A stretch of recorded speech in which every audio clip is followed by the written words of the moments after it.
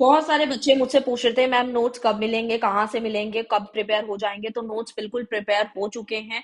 और चाहे आप SOL DU NCR IGNOU IP कोई से भी यूनिवर्सिटी के हैं, तो ये नोट्स बहुत इंपॉर्टेंट है। क्या क्या बेनिफिट्स है वो मैं आपको अच्छे से समझा देती हूँ। इजी लैंग्वेज है, बिल्कुल इजी लैंग्वेज है। बिल्कुल आपको बस उतना ही पढ़ना है जितना उसमें मेन मेन लिखा है। फ्लो चार्ट्स मिल जाएंगे, फ्लो चार्ट से आपको एक एक कॉन्सेप्ट अच्छे से क्लियर हो जाता है। एग्जाम ओरिएंटेड है, जो कि आपके एग्जाम से रिलेटेड ही टॉपिक डाले गए हैं, वही क्वेश्चन डाले गए हैं जो आपके एग्जाम में दिखेंगे ही दिखेंगे। इंपॉर्टेंट क्वेश्चंस हैं जो आपको वही करने हैं और फालतू क्वेश्चन नहीं करने हैं। 100% पासिंग नोट्स हैं ये। मतलब अगर आपने ये कर लिया, यानी कि जो 59 रुपीज है वो अफोर्डेबल प्राइस है, और अगर आपने खरीद लिए तो आपको लगेगा कि पैसा वसूल है, टोटली पैसा वसूल हो जाएगा आप लोगों का। आपको उसके बाद कोई टेनियर लेने की जरूरत नहीं है, कोई बुक लेने की जरूरत नहीं है, कुछ भी लेने की जरूरत नहीं है। बस आपको ये नोट्स पढ़ने हैं और आप 100% पास हो जाएंगे अच्छे मार्क्स के साथ। ठीक है, सो ये दिए गए नंबर पे आप व्हाट्सअप कर सकते हैं और आपको नोट्स मिल जाएंगे। Thank you so much.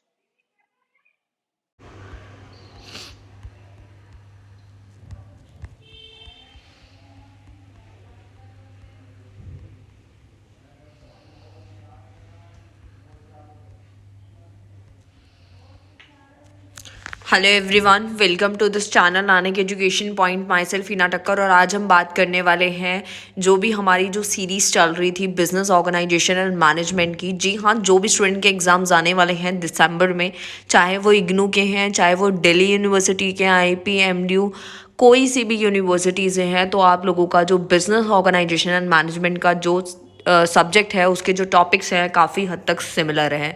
तो ऑर्गेनाइजिंग चैप्टर आज हम डिस्कस करेंगे, बिल्कुल शॉर्ट में समझेंगे, और डेली लाइफ एग्जांपल से मैं हमेशा रिलेट करती हूँ ताकि आप लोगों को बुक के एग्जांपल्स भी देती हूँ, बट मैं डेली लाइफ एग्जांपल्स में ज़्यादा बिलीव रखती हूँ क्योंकि वो आप लोग आसपास देखते हैं तो आपको चीज़ें बहुत अच्छे से समझ आती हैं। तो प्लानिंग तक हम कर चुके थे, अब हमारा जो यूनिट है वो ऑर्गेनाइजिंग का है। BCOC 132 के बच्चे तैयारी स्टार्ट कर दें। नोट्स चाहिए तो ऑलरेडी इंट्रो में बता दिया गया है, तो आप नोट्स परचेज कर सकते हैं जो कि अफोर्डेबल प्राइस में मिल जाएंगे। एंड साथ में क्लास वगैरह लेना चाहते हैं तो वो भी मिल जाएगी। स्टार्ट करते हैं ऑर्गेनाइजिंग से, ठीक है। तो सबसे पहले आज हम बात करने वाले हैं ऑर्गेनाइजिंग के बारे में। तो सबसे पहले तो हम ये समझेंगे कि मैनेजमेंट का जो हम लोग जो मैनेजमेंट पढ़ते हैं, मैनेजमेंट हम 5 चीज़ें पढ़ते हैं post DC: planning, organising, staffing, directing, controlling, जो क्लास 12th में हमने पढ़ा था बहुत ज़्यादा डिटेल में। तो आज हम उसी को गो थ्रू करेंगे और आगे की यूनिट्स को जानेंगे। तो ऑर्गेनाइजिंग क्या है? बेसिकली ऑर्गेनाइज करना चीज़ों को, जो हमने प्लानिंग की थी, जो हमने प्लान किया था, उसको वेल मैनर में ऑर्गेनाइज करना। यानी कि ऑर्गेनाइजिंग फंक्शन का नेचर कैसा है, यानी as a function of management organising refers to the process, ऐसा प्रोसेस जिसमें हम इन्वॉल्विंग द आइडेंटिफिकेशन, हम चीज़ों को पहले आइडेंटिफाई करते हैं, पहचानते हैं, and grouping of activity to be perform, उसको हम ग्रुपिंग में लाते हैं, defining and establishing the authority responsibility relationship.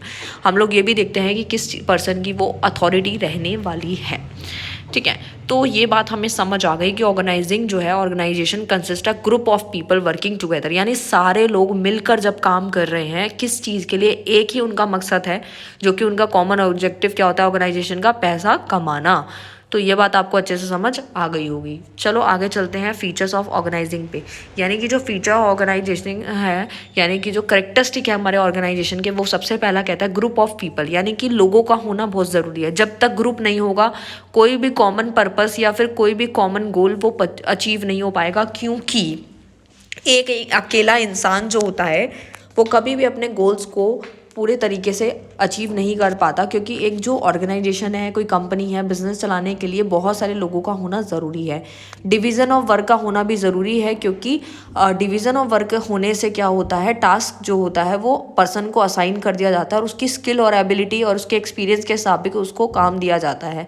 अब मान लीजिए कि कोई 12th पास है, उसको मैनेजर बना दे, तो क्या वो काम ढंग से कर पाएगा? डेफिनेटली नहीं कर पाएगा। क्यों? क्योंकि उसको उस चीज़ की एक्सपर्टीज़ नहीं है, राइट। तो अगर किसी ने मास्टर डिग्री कर रखी है, MBA कर रखा है, तो वो एज अ मैनेजर बहुत अच्छा वर्क करेगा एक ऑर्गेनाइजेशन के अंदर। क्यों? क्योंकि उसके पास एक प्रैक्टिकल नॉलेज है, उसको एक्सपीरियंस है, उसने उस चीज़ की स्टडी कर रखी है, तो वो उस काम को बहुत अच्छे से कर पाएगा और अपने आने वाली रिस्पॉन्सिबिलिटीज़ को भी अच्छे से ले पाएगा। कॉमन पर्पस क्या है? Every organisation comes into existence on the basis of the goals of the enterprise which are separate from the personal goal of the people employed. यानी कि जब हम किसी कंपनी में काम करने जाते हैं तो हम ये नहीं सोच के जाते कि हम लोगों को अपने लिए कुछ कमाना है, हम यही गोल लेके चलते हैं कि हमें अपनी ऑर्गेनाइजेशन को, अपनी संस्था को प्रॉफिट कमा करके देना है, ठीक है, जो कि कॉमन पर्पस सबका सेम रहता है, ठीक है। उसके बाद आता है वर्टिकल हॉरिजॉन्टल रिलेशनशिप रहते हैं, different function and activity like production है, मार्केटिंग है, फाइनेंसिंग है, अलग अलग डिपार्टमेंट होते हैं हमारे, जो कि कोऑर्डिनेशन बनाना ज़रूरी रहता है। जैसे कि स्कूल में आप देखते होंगे, मैं स्कूल का एग्जांपल रिलेट करती हूँ क्योंकि आप लोग अभी जस्ट स्कूल में पढ़कर आए हैं, तो आप लोगों को बहुत अच्छे से एग्जांपल समझ आएगा। आप सोचते होंगे क्लास टीचर अलग होती है, सब्जेक्ट टीचर अलग होती है, लेकिन जब लिस्ट पूरी तैयार करनी होती है तो क्लास टीचर अलग अलग टीचर से कोऑर्डिनेट करना चाहती है, लिस्ट तैयार करती है, फिर प्रॉपर रिजल्ट तैयार करती है। तो ऐसे ही हमारी ऑर्गेनाइजेशन में वर्टिकल हॉरिजॉन्टल रिलेशनशिप चलते हैं, जो कि हमारे डिपार्टमेंट से रिलेटेड होते हैं, जो कि अलग अलग होते हैं। चेन ऑफ कमांड होता है, यानी कि the superior subordinate relationship establish in organisation based on the authority which flow from the higher level to management to next lower level. ऊपर से नीचे चलती है। कभी आपने सुना है क्या क्या बच्चा जो है वो प्रिंसिपल को ऑर्डर दे सकता है या टीचर को ऑर्डर दे सकता है? नहीं ना।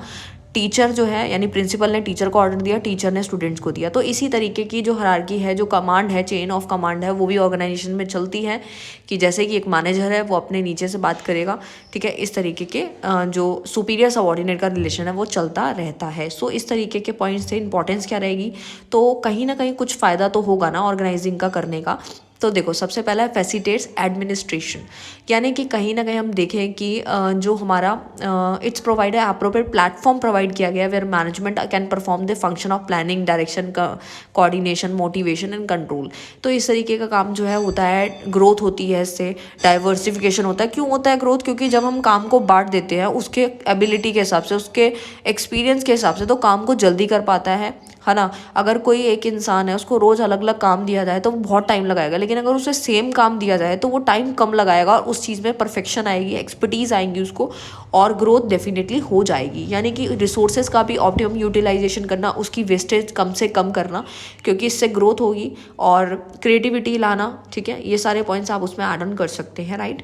तो ये इस तरीके के हैं। बाकी तो हम लोग मेन कीवर्ड्स पे आ जाते हैं, जो कि मेन है। तो ऐसे तो आप रीड डाउन कर सकते हैं। बाकी एक ये चार्ट आप देख सकते हैं, बनाने को नहीं आएगा बट पता होना चाहिए। जैसे चीफ एग्जीक्यूटिव है, उसके नीचे कौन कौन से डिपार्टमेंट्स हैं, है ना। जैसे corporative, finance, planning and control, manufacturing है, फाइनेंस, मार्केटिंग, इस तरीके के फिर डिवीज़न किए गए हैं। जैसे प्रोडक्ट ज़्यादा है तो उसके हिसाब से बनता है। तो जैसे ये वाला आप देख सकते हैं, चीफ एग्जीक्यूटिव है, उसके नीचे कौन है, कॉर्पोरेट प्लानिंग एंड कंट्रोल है, फाइनेंस है, पर्सनल है। फिर देख सकते हो कि फाइनेंस में भी आ रहा है केमिकल प्रोडक्ट है और टेक्सटाइल डिवीज़न है। फिर केमिकल के अंदर भी 4 डिपार्टमेंट आते हैं, मैन्युफैक्चरिंग, मार्केटिंग, अकाउंटिंग, पर्सनल। फिर ऐसे ही इस तरीके की चेंज जो है चलती रहती है, क्योंकि अलग अलग डिपार्टमेंट में अलग अलग काम जब बढ़ जाता है तो एक्सपर्टीज़ ऑटोमेटिकली आ ही जाती हैं। प्रिंसिपल ऑफ ऑर्गेनाइजिंग में क्या रहता है, ऑर्गेनाइजेशन में यूनिटी ऑफ ऑब्जेक्टिव, यानी उद्देश्य रहता है यूनिटी का, यानी every member of the organisation should be a familiar with its goal and objective. There must be a unity of objective so that all the efforts and concentrated on the set goals, है ना। Division work, specialisation आना, definition of jobs है, यानी कि duties और responsibility assign की जाती है हर एक पर्सन को, उसका रिलेशन बताया जाता है, कोई ओवरलैपिंग नहीं होनी चाहिए काम में, ताकि कम से कम हो, क्योंकि अगर एक काम रोज करेगा तो गलतियाँ कम से कम ही होनी है। इस तरीके का चेन ऑफ कमांड है, जिसे हम स्केलर प्रिंसिपल भी कहते हैं, जो हम ऑलरेडी पहले पढ़ चुके हैं, ठीक है। तो वही सारे पॉइंट्स आप इसको बाकी रीड ऑन कर सकते हैं, कोई दिक्कत की बात नहीं है। और उसके बाद अगर हम लास्ट कीवर्ड्स पे आ जाते हैं, उसको एक बार देख लेंगे, क्योंकि काफ़ी सारा सिलेबस है, एक एक चीज़ कराना तो बहुत डिफ़िकल्ट हो जाएगा, क्योंकि टाइम बहुत लिमिटेड है। और मैं सिर्फ वही करा रही हूँ जो आपके एग्ज़ाम्स पॉइंट ऑफ व्यू से इम्पॉर्टेंट भी है। बाकी आप इसको खुद से भी रीड ऑन कर सकते हैं। चेन ऑफ कमांड मैंने आप लोगों को बताया अभी। डिपार्टमेंटलाइजेशन आप समझ सकते हैं, grouping of various activity on some well defined basis. Formal organisation आपको पता ही है क्या होती है, जिसमें एक प्लान स्ट्रक्चर होता है, रिप्रेजेंट करता है एक ऑफिशियली इस्टेब्लिशमेंट को, जिसमें इंडिविजुअल्स भी होते हैं, ग्रुप भी होता है, सेक्शन, यूनिट, डिपार्टमेंट, ये सब आता है। इनफॉर्मल में क्या होता है, कोई network of relationship among the participant of organisation which arises. जैसे कि क्या होता है कि कुछ भी वो नहीं होता, जैसे कलीग्स वगैरह हो गए, वो बाहर मीटिंग पे जा रहे हैं, मतलब ऑफिस में है तो मीटअप हो रहा है, बाहर जा रहे हैं तो फैमिली पार्टीज़ हो गई, ये सब जो है इनफॉर्मल में काउंट हो जाएगा, जो आप देख सकते हैं। स्पैन ऑफ कंट्रोल क्या, number of the subordinate of a manager can effectively supervise, structure आप लोगों को पता ही है क्या होता है, framework of relationship among parts. System क्या है, सिस्टम में आता है अरेंजमेंट सेटअप होता है basically relationship among multiple part of operating as a whole. तो ये वही सारी चीज़ें जो आप ऑलरेडी पहले पढ़ चुके हैं, बस इसको गो थ्रू करना था। डिपार्टमेंटलाइजेशन का भी एक बार हम फटाफट से देखेंगे। डिपार्टमेंट अलग अलग होता है, प्रोडक्शन, मार्केटिंग, रिसर्च कह लो, अकाउंटिंग कह लो, है ना। तो ये इसका चार्ट बना के भी आपके 1-2 पेज आराम से हो जाएंगे, सो इसकी कोई टेंशन लेने की ज़रूरत नहीं है। जैसे यहाँ पर आपको मैंने ऊपर समझाया था, वही वाले सेम चार्ट ही हैं, कोई डिफ़र नहीं है। तो एक बार इसका हम कीवर्ड्स देखना चाहेंगे जो कि हमारे लिए मेन हैं। तो सबसे पहले अथॉरिटी क्या होती है। Authority means that it denote certain rights granted to a position holder it and is in a institution.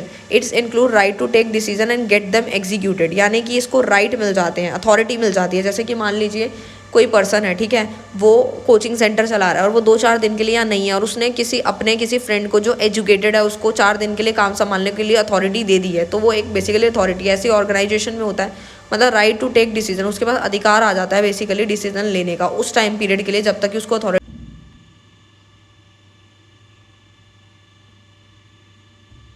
अब हम देखते हैं नेक्स्ट यूनिट जो कि delegation of authority and decentralisation है, ठीक है। तो अगर हमें इसका कोई डिफरेंस दिखेगा तो हम लोगों को डिफरेंस ही कर लेना है, जो कि बहुत इंपॉर्टेंट होगा। जो मेन है बस वही पढ़ना है, ईच एंड एवरीथिंग नहीं पढ़ना है क्योंकि टाइम बहुत ही लिमिटेड है हमारे पास। और इंपॉर्टेंट क्वेश्चन का जो वीडियो है वो देखना चाहते हो तो वो आप जाके चेकआउट कर सकते हो। तो कीवर्ड्स देख लेते हैं फटाफट से। तो सबसे पहले अगर बात करें कि एब्सोल्यूटनेस ऑफ रिस्पॉन्सिबिलिटी क्या कहता है, the principle that responsibility can neither be delegated not shifted to another person. ऐसी रिस्पॉन्सिबिलिटी जो आप किसी को डेलीगेट नहीं कर सकते, शिफ्ट नहीं कर सकते, तो वो एब्सोल्यूटनेस ऑफ रिस्पॉन्सिबिलिटी कहलाएगी। अकाउंटेबिलिटी मीन्स होता है आंसरेबिलिटी, यानी कि subordinate responsibility to account for the performance of task delegated to him, यानी कि जो कि हमने रिस्पॉन्सिबिलिटी दी है तो उसके लिए वो आंसरेबल भी होगा। चेन ऑफ कमांड क्या कहती है, सुपीरियर सबऑर्डिनेट का जो रिलेशन होता है वो फॉलो करता है hierarchy order of rank from top to bottom, ऊपर से नीचे चलता है चेन ऑफ कमांड, जो कि हम पढ़ चुके हैं।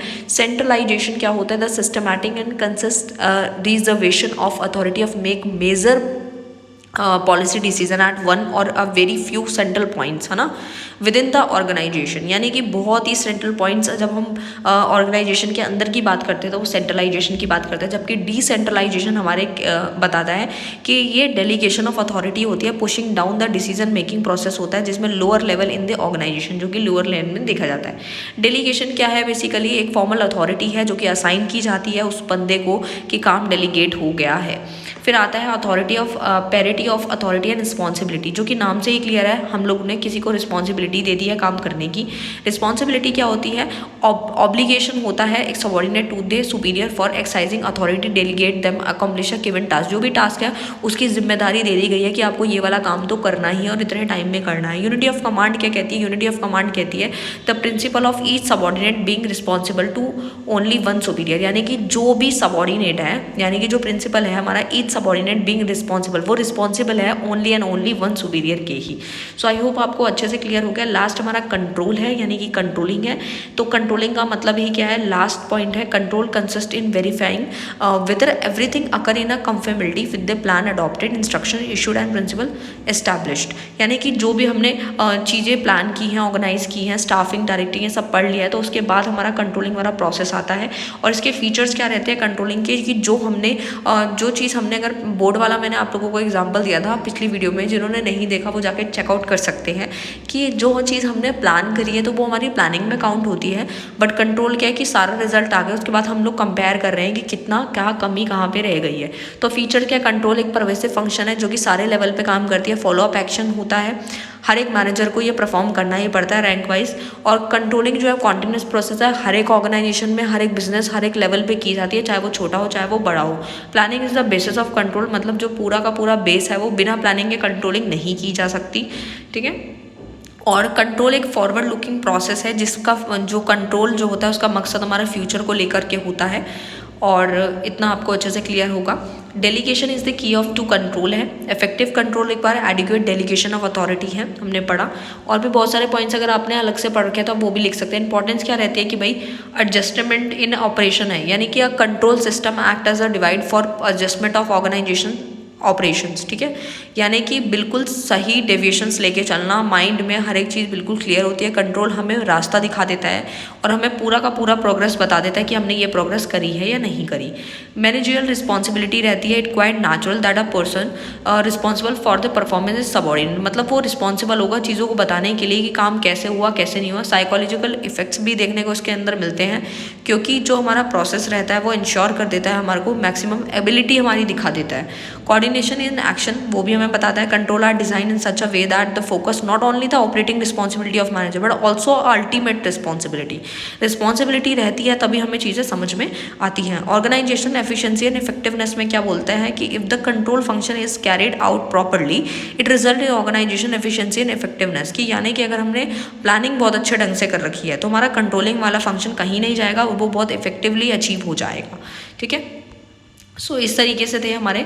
और उसके बाद हम एक बार कीवर्ड्स देखना चाहेंगे ताकि हम लोगों का जो भी टॉपिक्स अगर रह गया तो वो भी सारे के सारे क्लियर हो जाएं, ठीक है। वैसे हम लोगों ने पढ़ रखा है ये सारा का सारा, अगर आपको इसके नोट्स वगैरह चाहिए तो उसमें और इजी लैंग्वेज लिखी हुई है, लाइन टू लाइन लिखा है, ज़्यादा पढ़ने की आपको खास ज़रूरत नहीं पड़ेगी।